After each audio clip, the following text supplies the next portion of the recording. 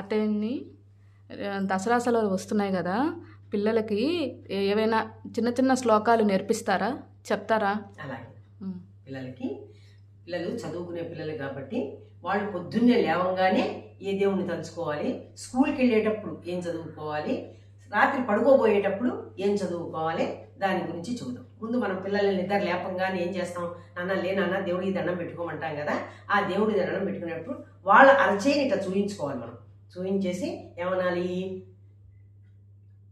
కరాగ్రే వసతే లక్ష్మి, కరమధ్యే సరస్వతి, కరమూలే స్థితే గౌరీ, ప్రభాతే కరదర్శనం అని ఇట్లా కళ్ళకు అద్దించుకోవాలి. ఎందుకు అంటే పొద్దున్నే లేవంగానే ఎవరి అరచేతుల్లో వాళ్ళకి లక్ష్మీదేవి, ముక్కోటి దేవతలు ఉంటారు. అందుకని ఆ దేవతని మనం ప్రార్థన చేసుకోవాలి.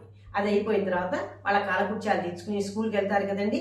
ఆ స్కూల్కి వెళ్ళేటప్పుడు దక్షిణామూర్తి పటం అనేది ఉంటుంది. ఇదిగోండి దక్షిణామూర్తి పటం ఇలా ఉంటుంది. దాంట్లో ఆ దక్షిణామూర్తి శ్లోకం ఉంటుంది. ఆ దక్షిణామూర్తి శ్లోకం చదవటం వల్ల ఏమవుతుంది అంటే ఆ పిల్లలు యథాశక్తిగా చక్కగా బాగా చదువుకోవటం ఉంటుంది, జ్ఞాపకశక్తి ఉంటుంది. అదే కాక తదేకంగా ఆ దక్షిణామూర్తిని అలా చూస్తూ ఉంటే అనుకోకుండగా, అంటే వాళ్ళకి తెలియకుండగానే అనేకమైనవి విద్యా బుద్ధులు అనేవి అలవడుతూ ఉంటాయన్నమాట. ఆ దక్షిణామూర్తి శ్లోకం ఈ దక్షిణామూర్తిని చూస్తూ పాడుకోవాలి. అది గురవే సర్వలోకానాం విషజే భవరోహిణాం నిధయే సర్వ విద్యానాం శ్రీ దక్షిణామూర్తియే. అర్థమైందా? మళ్ళీ ఇంకోసారి చెప్పనా? మరొకసారి చెప్పండి. మళ్ళీ ఒకసారి చెప్పనా? గురవే సర్వలోకానాం విషజే భవరోగిణాం నిధయే సర్వ విద్యానాం శ్రీ దక్షిణామూర్తియే అని ఆ దక్షిణామూర్తికి ఇట్లా దక్షిణామూర్తికి చక్కగా దండం పెట్టుకుని బడికి వెళ్ళిపోవాలి.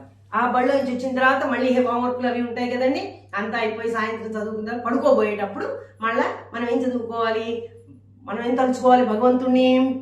రామస్కంధం హనుమంతం వైనతేజం మృకోదరం సేయనేయ స్మరే నిత్యం దుస్వప్నం తస్య నశ్యతి. అంటే నాయనా హనుమా, నేను పడుకుంటున్నాను, నాకు మంచి మంచి కళలు వచ్చేటట్టు చెయ్యి. దుస్వప్నం అంటే చెడుతో కళలవి ఏమీ రాకుండా చక్కగా చూడు నాయనా అని ఆ హనుమకి దండం పెట్టుకుని పడుకోవటం అనమాట.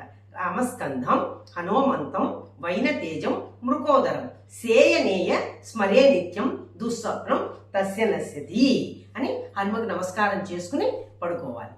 ఓకే, థ్యాంక్ యూ అత్తయ్య.